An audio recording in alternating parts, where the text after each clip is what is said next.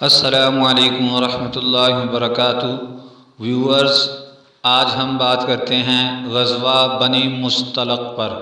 یہ غزوہ جنگی نقطہ نظر سے کوئی بھاری بھرکم غزوہ نہیں ہے، مگر اس حیثیت سے اس کی بڑی اہمیت ہے کہ اس میں چند واقعات ایسے رونما ہوئے جن کی وجہ سے اسلامی معاشرے میں اضطراب اور ہلچل مچ گئی، اور جس کے نتیجے میں ایک طرف منافقین کا پردہ فاش ہوا تو دوسری طرف ایسے تعزیری قوانین نازل ہوئے جن سے اسلامی معاشرے کو شرف و عزت اور پاکیزگی نفس کی ایک خاص شکل عطا ہوئی۔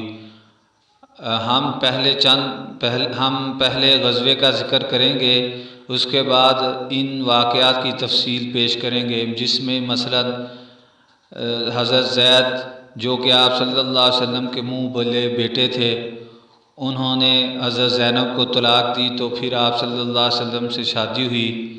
تو منہ بولے بیٹے کی بیوی سے شادی کرنا ایسا ہی تھا جیسے کہ حقیقی بیٹے کی بیوی سے شادی کرنا ہے عربوں کے نزدیک۔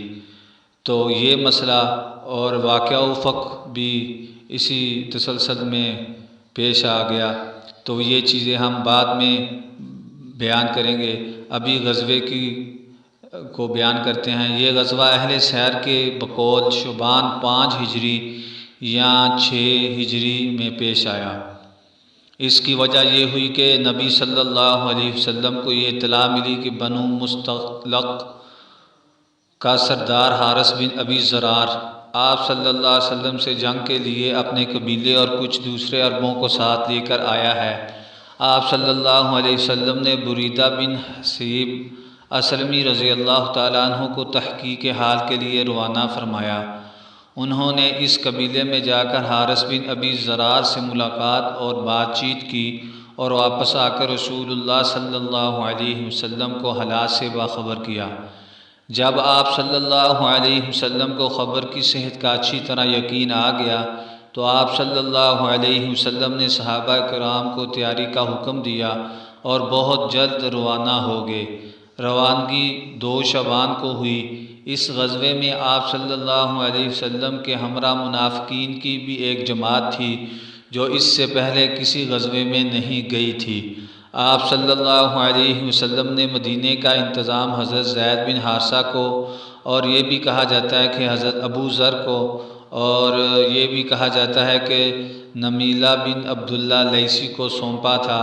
حارث بن ابی ضرار نے اسلامی لشکر کی خبر لانے کے لیے ایک جاسوس بھیجا تھا، لیکن مسلمانوں نے اسے گرفتار کر کے قتل کر دیا۔ جب حارث بن ابی ضرار اور اس کے رفقا کو رسول اللہ صلی اللہ علیہ وسلم کی روانگی اور اپنے جاسوس کے قتل کیے جانے کا علم ہوا تو وہ سخت خوف زدہ ہوئے، اور جو عرب ان کے ساتھ تھے وہ سب بکھر گئے۔ رسول اللہ صلی اللہ علیہ وسلم نے چشمہ مریسیہ تک پہنچے تو بنو مصطلق کا آمادہ جنگ ہو گئے۔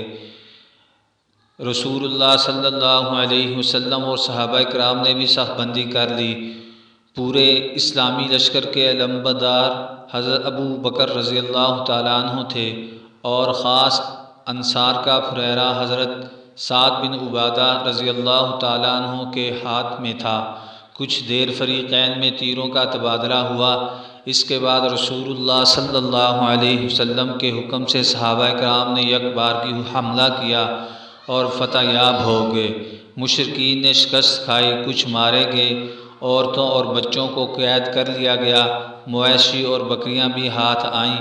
مسلمانوں کا صرف ایک آدمی مارا گیا، جسے ایک انصاری نے دشمن کا آدمی سمجھ کر مار دیا تھا۔ اس غزوے کے متعلق اہل سیر کا بیان یہی ہے۔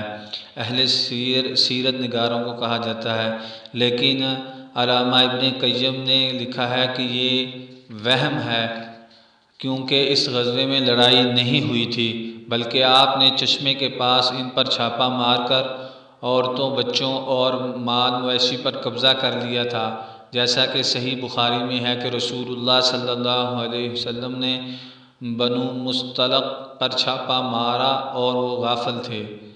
قیدیوں میں حضرت جویریہ رضی اللہ تعالیٰ عنہ بھی تھی، جو بنو مصطلق کے سردار حارث بن ابی ضرار کی بیٹی تھی۔ وہ ثابت بن قیس کے حصے میں آئی۔ ثابت نے انہیں مکاتب بنا دیا۔ پھر رسول اللہ صلی اللہ علیہ وسلم نے ان کی جانب سے مقررہ رقم ادا کر کے ان سے شادی کر لی۔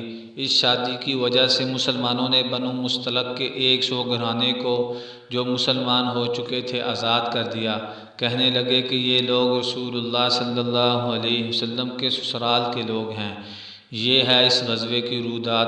باقی رہے وہ واقعات جو اس غزوے میں پیش آئے، تو چونکہ ان کی بنیاد عبداللہ بن ابی رئیس المنافقین اور اس کے رفقا تھے، اس لیے بے جا نہ ہوگا کہ پہلے اسلامی معاشرے کے اندر ان کے کردار اور رویے کی ایک جھلک پیش کر دی جائے اور بعد میں واقعات کی تفصیل۔